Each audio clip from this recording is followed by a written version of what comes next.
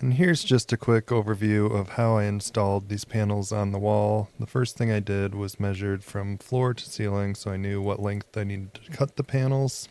And then I transfer that measurement onto the bottom side of the panel for my cut marks.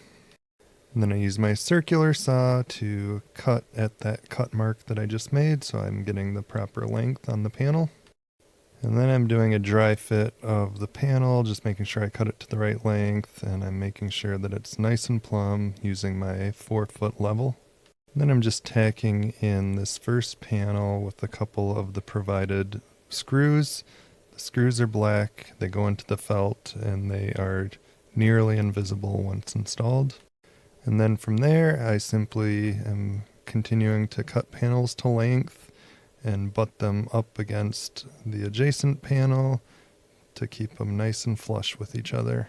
And once I have a dry fit complete of the panels, I go ahead and just use some construction adhesive, put it on the back side of the felt, and then finish tacking them in, and that'll make for a nice permanent connection on the wall.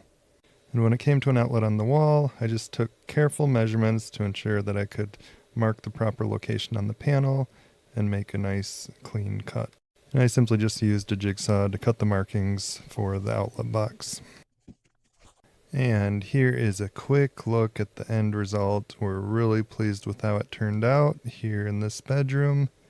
I could also see this being a nice accent for an office space or many other areas in the home. Ultimately, it took me a few hours to install these panels. Super easy, didn't need any complex tools. And I highly recommend these if you are looking to spruce up your space.